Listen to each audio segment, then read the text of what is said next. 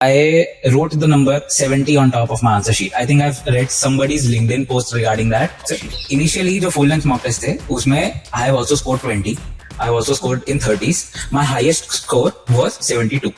और दूसरे mock test में मेरा किसी मॉक टेस्ट में 60 के ऊपर नहीं गया, सिर्फ एक ही में गया है. एंड आई स्ट्रांगली बिलीव कि मॉक टेस्ट में नंबर लाना is not equivalent to main paper में नंबर लाना. एकदम भी. जब भी पेपर अटेम्प्ट करें, after the paper you should feel you have done justice to your preparation. Because the paper is not about satisfying somebody else कि मेरी all India rank मेरे को सिंगल डिजिट पे चाहिए, डबल डिजिट पे चाहिए, वो नहीं. But your preparation should be justified. Because वो जो सेटिस्फेक्शन देता है वो कोई रैंक एक नंबर आपको कभी नहीं दे पाएगा.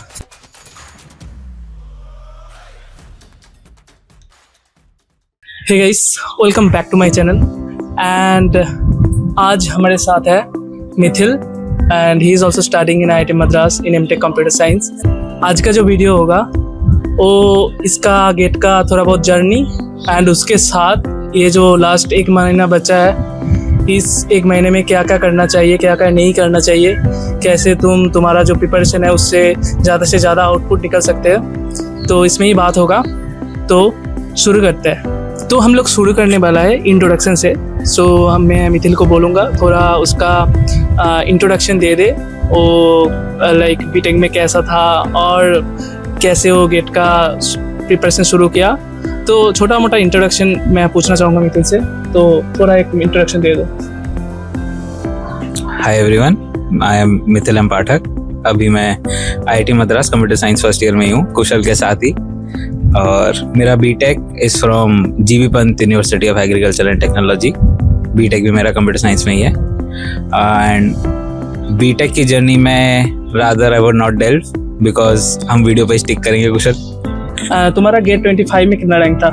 गेट 25 में मेरी रैंक 78.3 और गेट 24 में 733. ओके, सो देख सकते हो 733 से गेट 25 में 78 रैंक लाना, तो इसका जर्नी तो बहुत अच्छा ही होगा.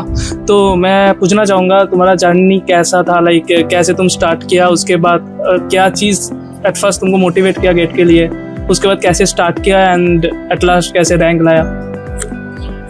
गेट की प्रॉपर प्रिपरेशन मैंने 24 के अटेम्प्ट के बाद ही करी थी. गेट 24 का जो पेपर था वो विद द लीस्ट प्रिपरेशन दिया था मैंने. और जितने भी मेजर सब्जेक्ट्स थे जैसे कंप्यूटर नेटवर्क्स, OS, COA, मैंने सिर्फ ये सब कवर करे थे, वो भी डेप्थ में नहीं. I followed a BFS approach rather than a DFS approach. I was like कि जितने प्रीवियस ईयर क्वेश्चंस हैं मैंने प्रीवियस ईयर बहुत अच्छे से करे. आई ट्राई टू एनालाइज कि कैसे किस किस पैटर्न के क्वेश्चंस रिपीट हो रहे हैं, किस तरीके से नहीं हो रहे हैं, कौन सा टॉपिक ज़्यादा इंपॉर्टेंट है. फॉर एग्जांपल मैंने ऑपरेटिंग सिस्टम्स मेरा पूरा नहीं हुआ था, बट फर्स्ट एंड फॉरमोस्ट मैंने डिस्क शेड्यूलिंग कर लिया क्योंकि आई सॉ कि रिपीटेड क्वेश्चंस हैं, ऑलमोस्ट हर एक क्वेश्चन आता ही आता है. So rather than diving into कि मैं कितना ज़्यादा पढ़ सकता हूँ about a single topic, I studied कि मैं कितना ज़्यादा पढ़ सकता हूँ in the whole subject itself. But for an aspirant, I would suggest this is a very bad approach क्योंकि this approach was only to secure a decent rank in the paper which was not important to me. Gate 24 के लिए I was in my third year. I had another year to prepare well. Gate third year तक मैंने सिर्फ Valorant खेला है, which also I do not support of. तो इसमें जो सुनने को मिला 3 चीज़ें इम्पॉर्टेंट है इसमें. एक तो बोला जो लोग डाटा स्ट्रक्चर या एल्गोरिथम पढ़ के रखे हैं तो उस लोगों को समझ में आएगा ये BFS अप्रोच मीन्स एक साथ 2-3 सब्जेक्ट को कर सकते हो. नो, बाय BFS आई मेंट कि आप कितने वाइडली एक सब्जेक्ट को एक्सप्लोर कर सकते हो, कि तुमने मल्टीपल टॉपिक्स कर लिए बट तुमने वो टॉपिक्स डेप्थ में नहीं करे. Okay, find it. सो जो बोला BFS में तुम एक सब्जेक्ट का जो इम्पोर्टेंट टॉपिक्स है या जो स्कोरिंग टॉपिक्स है वो टॉपिक को तुम एक साथ करो. तो ये सबके लिए नहीं है, ये जिसके पास टाइम कम है या जिसके पास उतना एक बस ठीक ठाक सा रैंक लाना है उसके लिए मैं बोल रहा हूँ. तो और एक चीज़ बोला, ये जो पैटर्न बताया और 2024 के लिए, लेकिन 2025 के लिए लाइक जो किया वो है पूरा सब सब्जेक्ट अच्छे से पढ़ा, अच्छे से उसका जो इम्पोर्टेंट अनइम्पोर्टेंट सभी चीज़ें अच्छे से पढ़ा, लेकिन इम्पोर्टेंट में ऑब्वियसली ज़्यादा फोकस रहेगा. तो 2025 के लिए थोड़ा डिटेल से बताइए कैसे प्रिपरेशन का स्ट्रेटेजी था.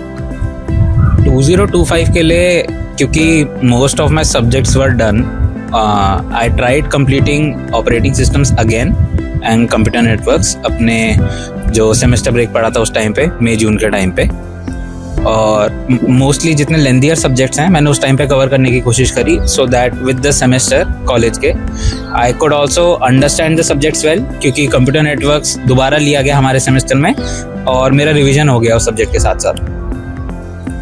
उसके अलावा I tried referring to books जहाँ पे आई फेल्ट कि ये सब्जेक्ट मैं किसी भी सोर्स से पढ़ के कंप्लीट नहीं कर पा रहा हूँ। One such topic was paging in operating system. It troubled me paper में. Theoretically I knew everything, but when it came to solving questions I could not.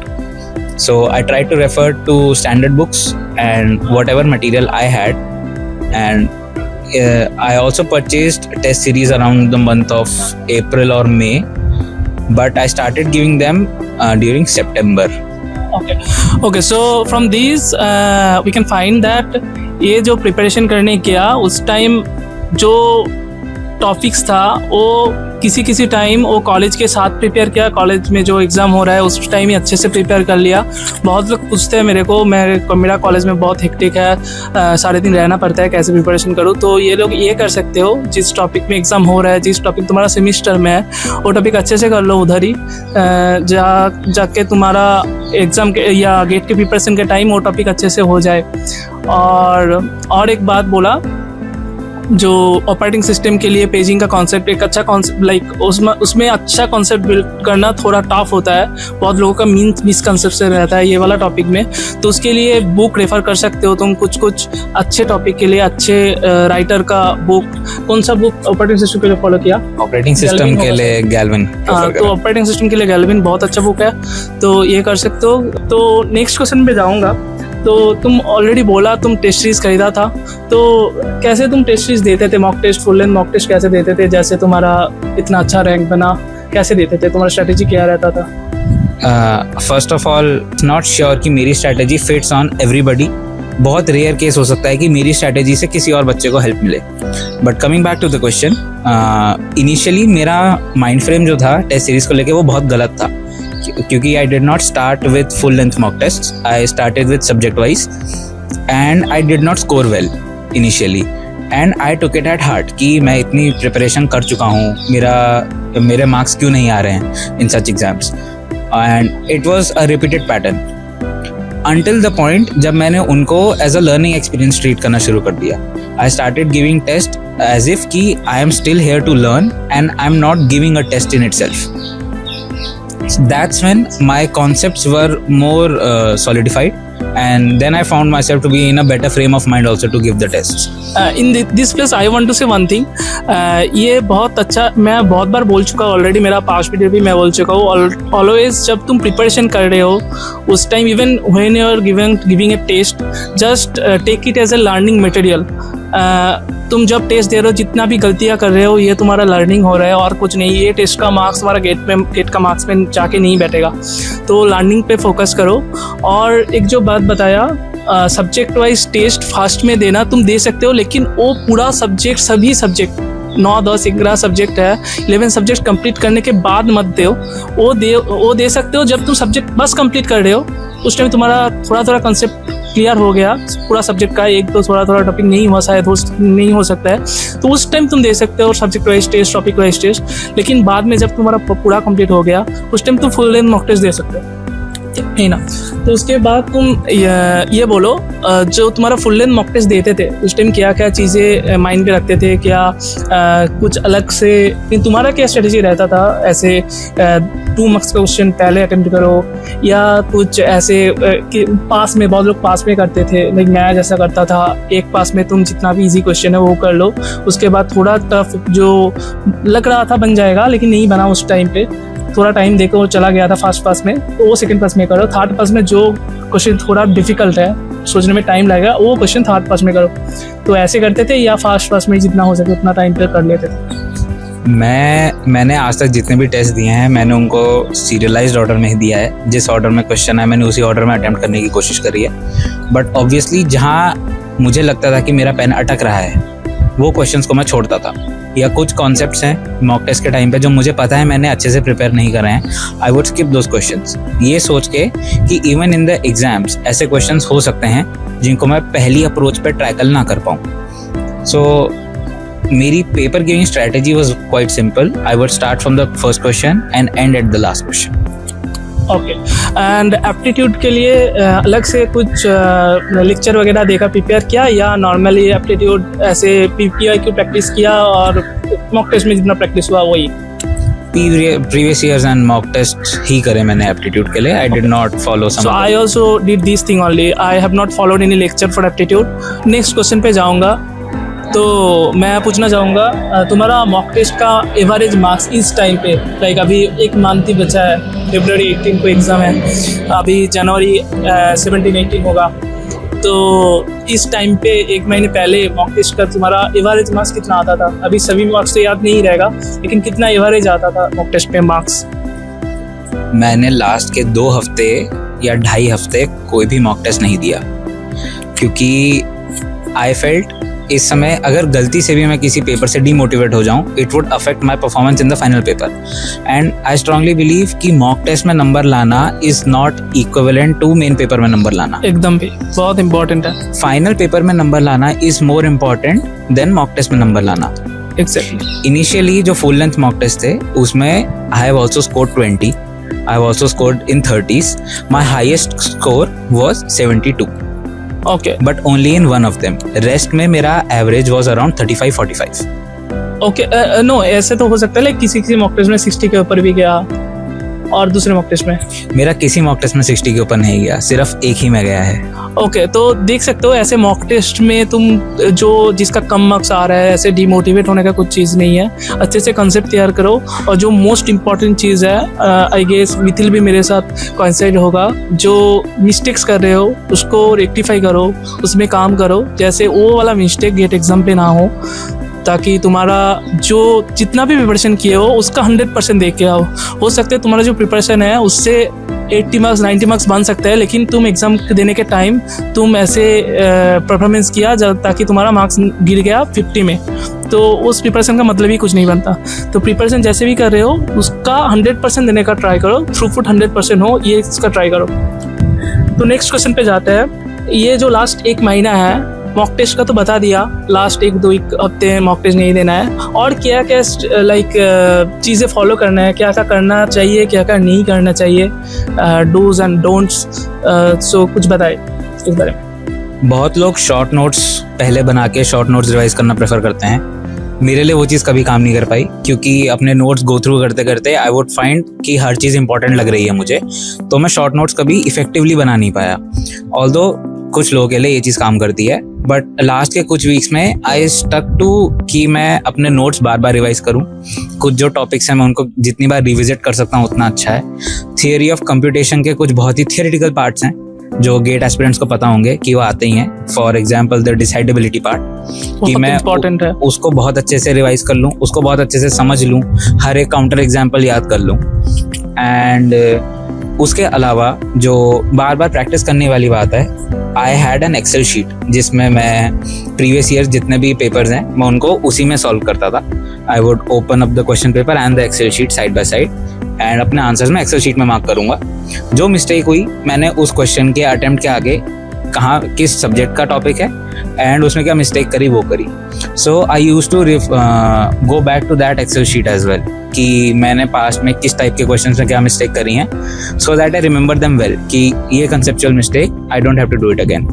Okay, ये स्ट्रेटेजी मॉक टेस्ट का analyse में भी रहता था। हाँ। तो ये समझ रहे हो तुम जो मॉक टेस्ट का एनालाइज करना कितना इंपॉर्टेंट है, and not only analyse, structured analyse बहुत इंपॉर्टेंट है। मैं मेरा फर्स्ट अटेम्प्ट पे एनालाइज करता था, लेकिन उतना स्ट्रक्चर्ड वे में नहीं, कुछ मेरा डॉक्यूमेंटेशन नहीं था, बस ये देख लिया अच्छा ये गलती किया, लेकिन थोड़ा स्ट्रक्चर्ड होना जरूरी है, क्योंकि जो चीज़ें विजुअल्स होती है ना वो थोड़ा दिमाग में अटक जाता है, तो उसमें तुम गलती करने का चांस कम हो जाता है। तो ये याद रखना, जब भी मॉक टेस्ट दे रहे हो, वो लास्ट में मॉक टेस्ट हो, तुम गेट के लास्ट वाला जो मॉक टेस्ट दे रहे हो गेट के मेन एग्जाम के पहले, उसमें भी तुम अच्छे से एनालाइज करो उस चीज़ को, क्योंकि उसमें भी कुछ ना कुछ गलती कर बैठे हो तुम, वो गलती तुम्हारा गेट एग्जाम पे नहीं होना चाहिए। शायद ये जो टिप्स दिया ये लास्ट 1 महीने में बहुत हेल्प करेगा तुमको, और मैं लास्ट एनी अदर सजेशन जो as a aspirant, as a GATE aspirant, as कोई भी एक्सपीरियंट जो एक देना चाहोगे लास्ट टॉक वो दे।